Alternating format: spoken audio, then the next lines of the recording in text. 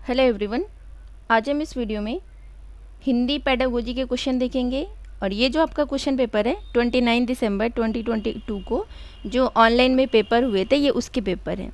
तो चलिए शुरू करते हैं।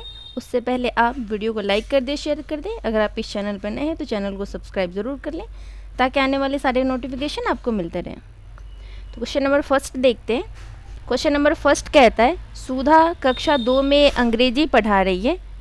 वह आदेश और निर्देश दे रही है जिससे कि विद्यार्थी आदेशानुसार निष्पादन कर सकें। वह भाषा अधिगम के किस उपागम का अनुसरण कर रही है? फर्स्ट कह रहा है परामर्श कोश, समग्र भौतिक प्रतिक्रिया, संप्रेषणात्मक उपागम, मानवीय उपागम। तो आप बताएं क्वेश्चन नंबर फर्स्ट का सही आंसर क्या होगा? इसका सही आंसर हो जाएगा option number second is the right answer, समग्र भौतिक प्रतिक्रिया मतलब टोटल फिजिकल रिस्पॉन्स। क्वेश्चन क्या कह रहा है? सुधा कक्षा 2 में अंग्रेजी पढ़ा रही है। वह आदेश और निर्देश दे रहे जिससे कि विद्यार्थी आदेशानुसार निष्पादन कर सकें। तो इसका सही आंसर हो जाएगा समग्र भौतिक प्रक्रिया। नेक्स्ट क्वेश्चन पे चलते हैं। क्वेश्चन नंबर सेकंड कहता है, रितु चाहती है कि उसके विद्यार्थी शब्दों को सही तरह से लिख सके। शब्द रचना के किन तत्वों को समझने की ज़रूरत है? वर्तनी और पठन, संयुक्तिकरण और रूपांतरण, लेखन और श्रवण, समानार्थी और विपरीतार्थी। तो इसका सही आंसर हो जाएगा option number second is the right answer, संयुक्तिकरण और रूपांतरण। नेक्स्ट क्वेश्चन पे चलते हैं। ये कहता है, अनिका अपने शिक्षार्थियों की हमेशा यह मदद करती है कि वह अंग्रेजी की कक्षा में सीखे गए शब्दों को अन्य विषयों के साथ जोड़ना व प्रयोग करना सीखे। इससे उसके विद्यार्थियों को किस बात में मदद मिलेगी? फर्स्ट है अंग्रेजी भाषा के महत्व को पुनर्बलन, अंग्रेजी में सीखे गए तथ्यों को अन्य विषयों से संबद्ध कर पाना, अंग्रेजी भाषा के प्रति बने भय को दूर करना, अंग्रेजी की शब्द संपदा याद करना। आप देख पा रहे होंगे ये आपके हिंदी के पेपर है लेकिन पूछ क्या रहा है? अंग्रेजी पूछ रहा है। क्योंकि अब सीटेट क्या करता है ना कि पहले तो क्वेश्चन पेपर हिंदी में इंग्लिश में बनाता है और उसको हिंदी में ट्रांसलेट कर देता है, इसलिए ऐसे क्वेश्चंस आए हैं। तो इसका सही आंसर हो जाएगा option number second is the right answer, अंग्रेजी में सीखे गए तत्वों को अन्य विषयों से संबंध कर पाना। नेक्स्ट क्वेश्चन पे चलते हैं। ये कहता है, रवि अपने विद्यार्थियों को ड्रामा सिखा रहा है। ड्रामे का प्रयोग करके रवि अपने विद्यार्थियों की किस तरह से मदद कर रहा है? संवाद लेखन दक्षता विकसित करना, नाटक पढ़ने की दक्षता विकसित करना, संप्रेषणात्मक दक्षता विकसित करना, अभिनय के गुणों को विकसित करना। तो इसका सही आंसर हो जाएगा option number third is the right answer, संप्रेषणात्मक दक्षता विकसित करना। नेक्स्ट क्वेश्चन पे चलते हैं। क्वेश्चन नंबर 5 कहता है, सुजाता अपने विद्यार्थियों को वाक्य संरचना सिखा रही है। वह ड्रिल की विकल्प सूची का प्रयोग कर रही है। वह भाषा शिक्षण के किस उपागम का प्रयोग कर रही है? संरचनात्मक, व्याकरण अनुवाद, संप्रेषणात्मक, रचनात्मक। तो इसका सही आंसर हो जाएगा option number first is the right answer, संरचनात्मक। नेक्स्ट क्वेश्चन पे चलते हैं। क्वेश्चन नंबर 6 कहता है, गुरजीत भाषा अधिगम में शब्द भंडार के महत्व को समझती है। आपके अनुसार शब्द भंडार विकसित करने की सर्वोत्तम युक्ति कौन सी है?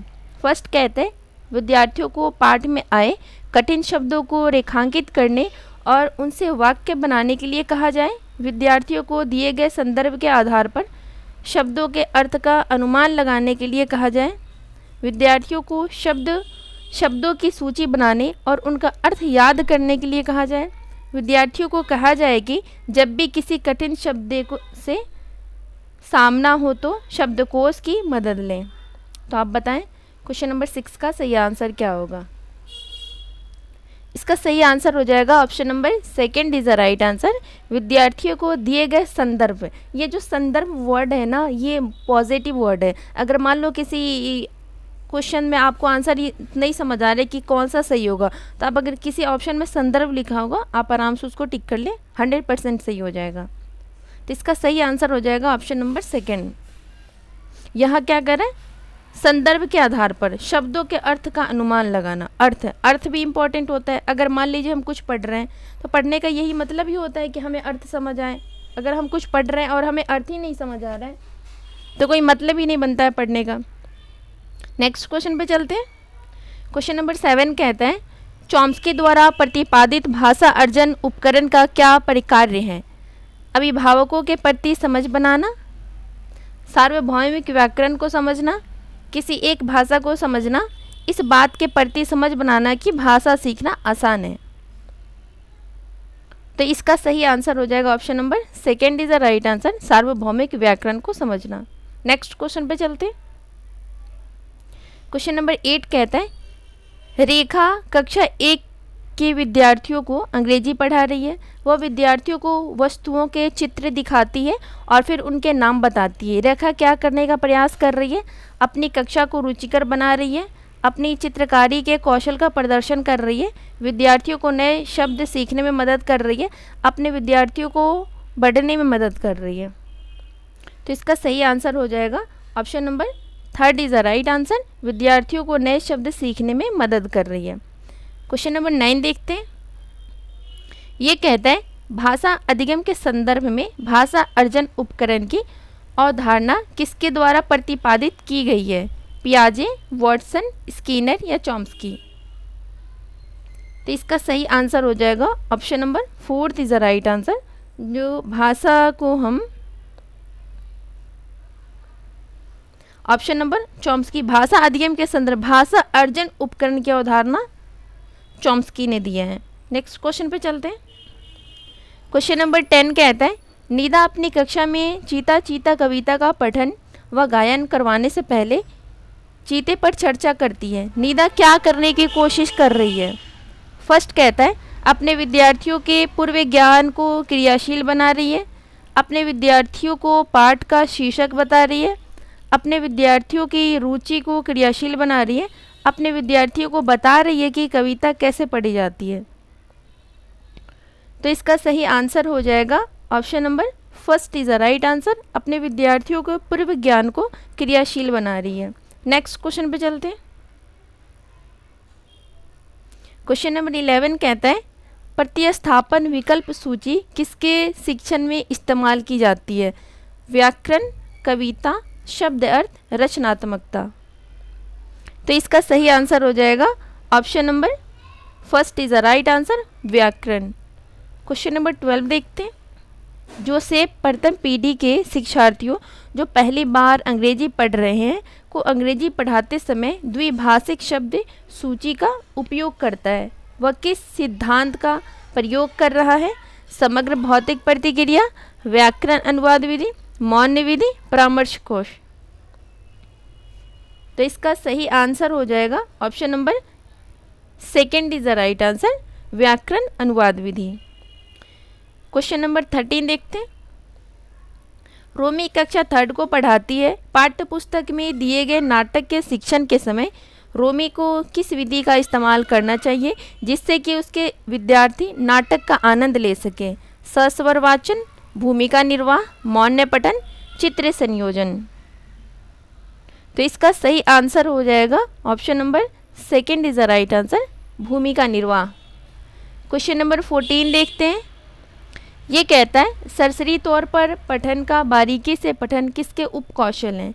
श्रवण का, वाचन का, पठन का या लेखन का? तो इसका सही आंसर हो जाएगा option number 3 is the right answer, पठन का। क्वेश्चन नंबर 15 देखते हैं। ये कहता है निम्नलिखित में से कौन सी त्रुटि लेखन कौशल त्रुटि नहीं है? जो नहीं है वो बताना है। पत्र का गलत प्रारूप, विराम चिन्ह की त्रुटियाँ, स्वर शैली लहजा की त्रुटि, वर्तनी की त्रुटि? तो इसका सही आंसर हो जाएगा option number 3 is the right answer. कौन सी त्रुटि लेखन कौशल त्रुटि नहीं है? तो स्वर शैली लहजा की त्रुटि वो लिखने में नहीं आता है, बोलने पढ़ने में आता है, इसलिए इसका सही आंसर हो जाएगा option number 3 is the right answer. तो हम लैंग्वेज फर्स्ट के पेडागोजी देख लिए, अब हम चलते हैं अपने लैंग्वेज सेकेंड के पेडागोजी पे। अब हम लैंग्वेज सेकेंड का पेडागोजी देखते हैं। क्वेश्चन नंबर 1 कहता है प्राथमिक कक्षाओं में शिक्षण के लिए यह अनुशंसा की जाती है कि पढ़ाई के माध्यम निर्देश मातृभाषा हो, क्योंकि बच्चे सरलता से समझ बना पाते हैं। यह स्वाभाविक परिवेश सृजित करते हैं। यह अध्यापक को कक्षा में अपनी सत्ता बनाए रखने में मदद करते हैं। यह क्षेत्रीय भाषा को समुन्नत करते हैं। तो इसका सही आंसर बताएं क्या होगा।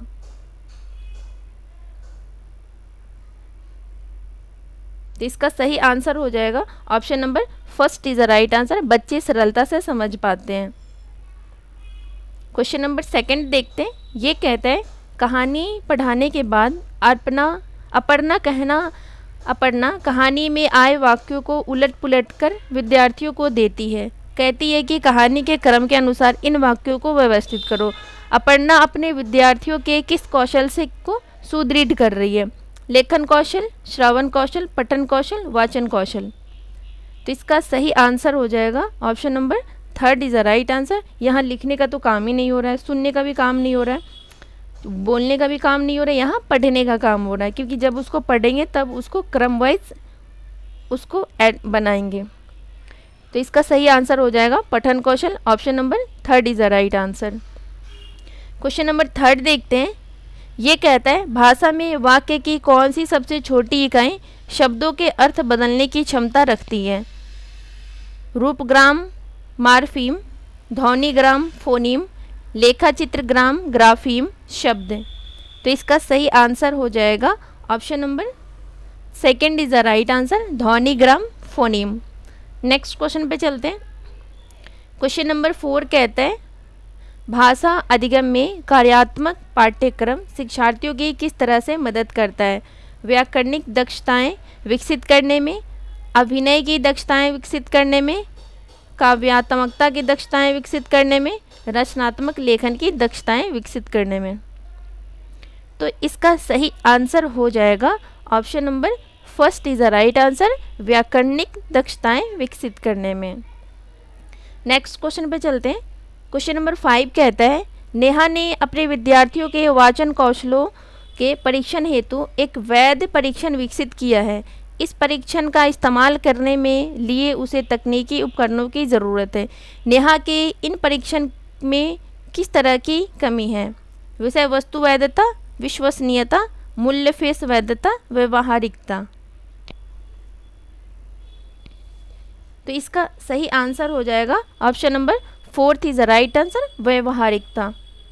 क्वेश्चन नंबर 6 देखते हैं। ये कहता है डिसलेक्सिया भाषा विकार किससे संबंधित है? पठन से, लेखन से, श्रवण से, वर्तनी से।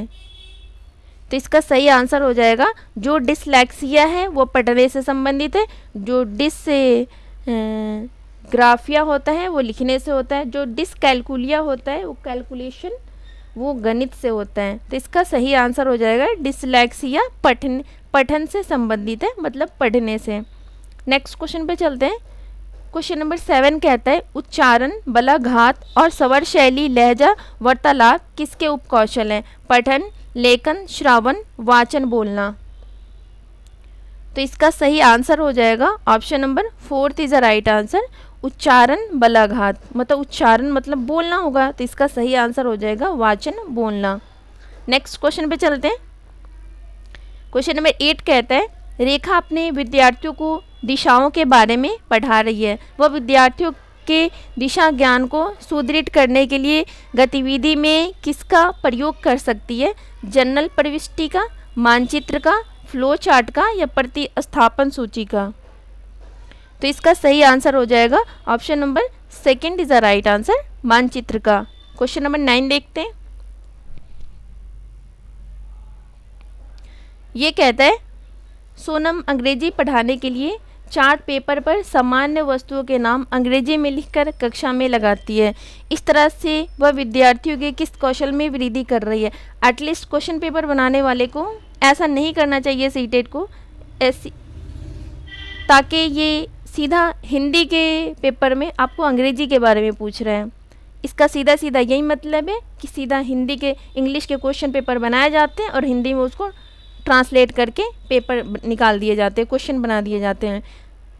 इसलिए ना कभी कभी हिंदी वालों का गलत हो जाता है, क्योंकि कोई ऐसा वर्ड्स होता है जो इंग्लिश में एक ही बोलते हैं और उसको हिंदी में अलग बोलते हैं, लेकिन और जो पेपर चेक करता है वो इंग्लिश के हिसाब से करता है। ये तो उसको सुधार करना चाहिए, बिल्कुल गलत है। तो फर्स्ट कहता है पठन, श्रवण, वाचन, बोलना, लेखन। तो इसका सही आंसर हो जाएगा option number 3 is the right answer. वाचन मतलब बोलना। नेक्स्ट क्वेश्चन पे चलते हैं। क्वेश्चन नंबर 10 कहता है निम्नलिखित में से कौन सा कथन रचनात्मक, संरचनात्मक, मौखिक अवस्थिति, उपागम के बारे में सही नहीं है। मतलब जो सही नहीं है हमें वो बताना है। तो फर्स्ट है भाषा मुख्यतः बोलना वाक्य है, भाषा मुख्यतः पठन है, भाषा मुख्यतः लेखन है, भाषा मुख्यतः श्रवण है।